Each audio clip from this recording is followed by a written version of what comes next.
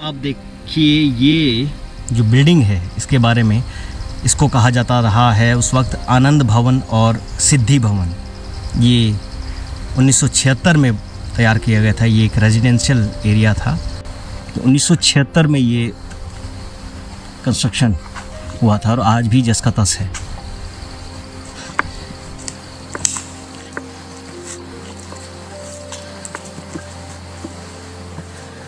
दुनिया भर से लोग यहाँ पर घूमने के लिए आते हैं। अलग अलग तरीके की पेंटिंग्स भी यहाँ पर देख सकते हैं। और सबसे खूबसूरत बात मैं आपको दिखाना चाह रहा हूँ वो ये है कि ये मार्बल्स जो है उस समय के, यानी 1961 में ये पूरा बिल्डिंग का स्ट्रक्चर तैयार हुआ था, तब से लेकर अब तक ये मार्बल जस के तस बने हुए हैं।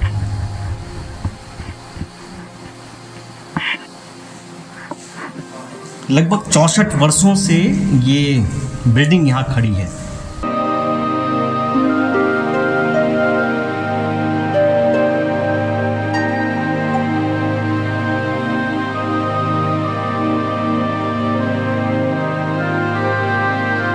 झरोखे देखिए क्या फाइन, ये देखिए जरा ये।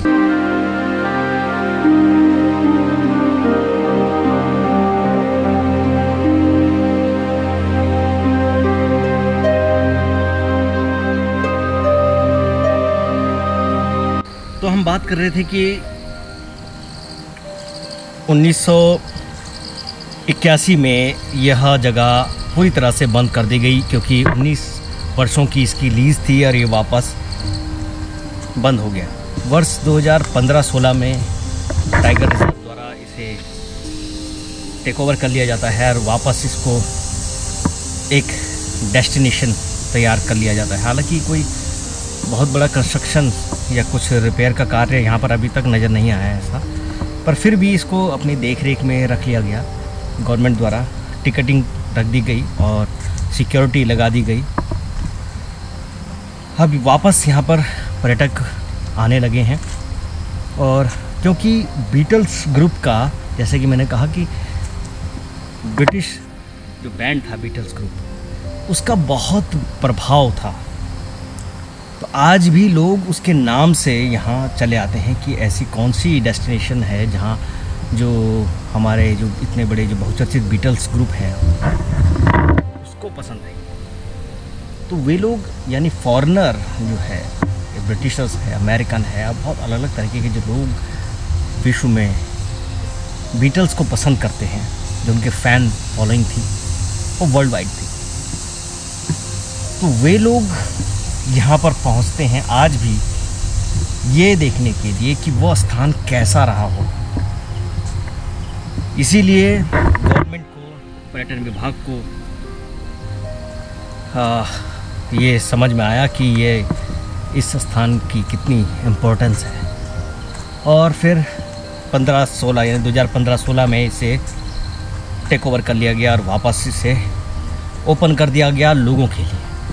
और तब से लेकर अब तक यहाँ पर टिकट्स लगते हैं और लोग आते हैं, देखते हैं, इस जगह को फील करते हैं।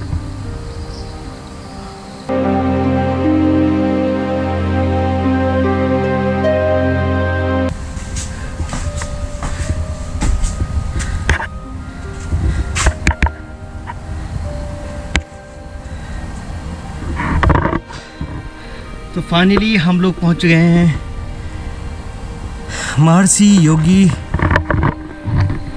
आश्रम की छत पर। यकीन मानिए बहुत ही खूबसूरत नज़ारा है यहाँ पर। आप लोग ऋषिकेश यदि आओ तो इस स्थान पर ज़रूर आना।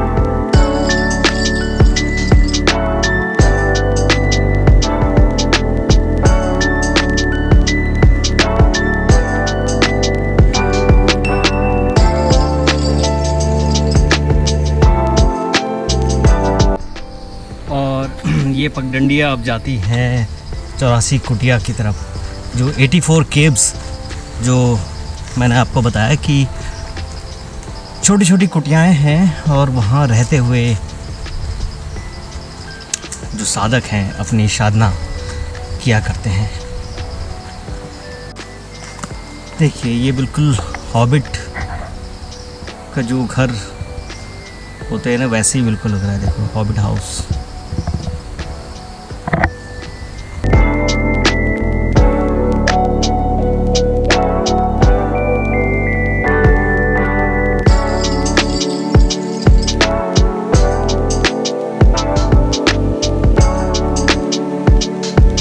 ये स्टोन देखिए, ये पत्थर है, लोकल पत्थर है, उसको मिलाकर सीमेंट में ये तैयार किया गया था।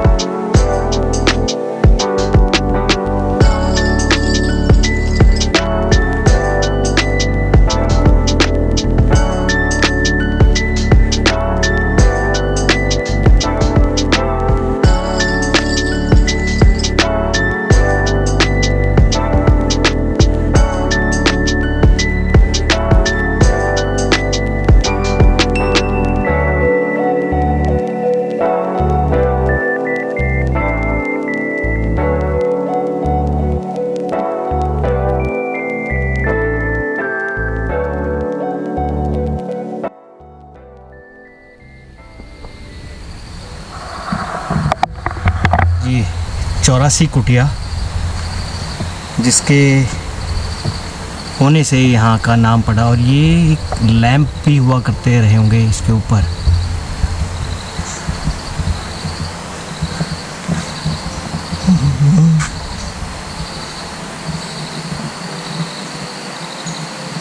ये गुंबद के आकार की जो ये हट है, यहाँ साधक रहा करते थे।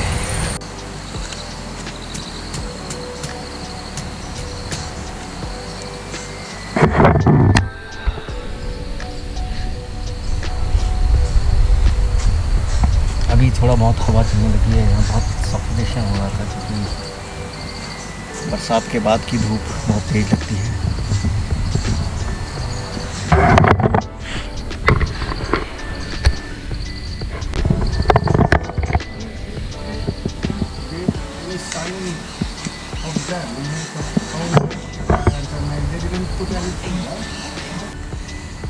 लाइट के साथ ये देखिए छोटी छोटी सीढ़ियाँ।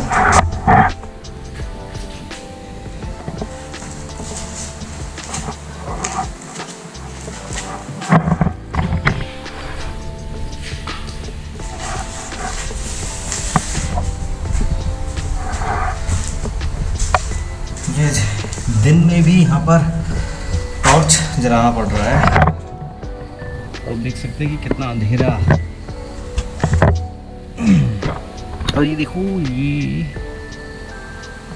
में नंबर भी पड़े हुए हैं, नंबर भी पड़े हुए हैं।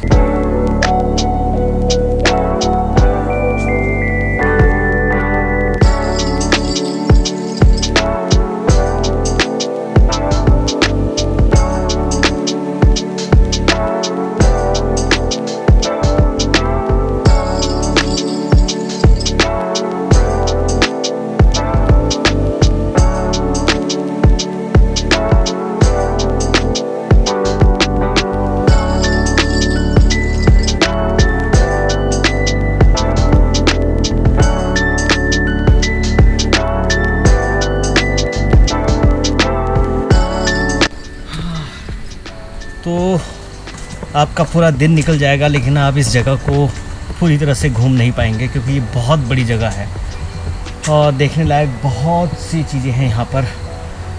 एक दिन में तो मैं आपको बता नहीं सकता, पर फिर भी प्रयास करूँगा।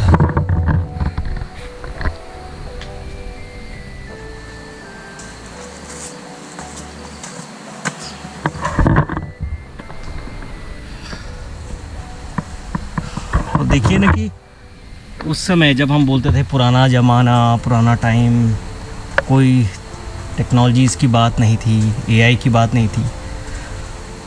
उस समय पे इस तरीके का कंस्ट्रक्शन, इतनी भव्यता और कितनी सुंदर तरीके से बनाया गया था और बहुत ही प्लान्ड तरीके से बिल्कुल। देखिए पूरे रास्ते के लिए इन्होंने पूरी ईंटें बिछा रखी हैं। तो ये ब्लॉग बहुत ही थका देने वाला ब्लॉग रहा क्योंकि धूप बहुत हो रही है और पसीने से लथपथ हो गया हूँ, तो इसलिए मैं ये अभी ठंडा पी रहा हूँ।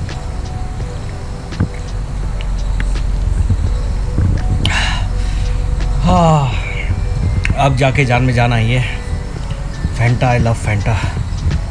मतलब चिलचिलाती धूप, गर्म हो रहा है और आप पानी जो पी रहे हो वो भी टेस्टलेस हो रहा है क्योंकि ठंडा पानी चाहिए आपको। तो ऐसे में इस जंगल में, जंगल ही कहेंगे, फैंटा आपको मिल जाए, वो भी ठंडी ठंडी चिल्ड।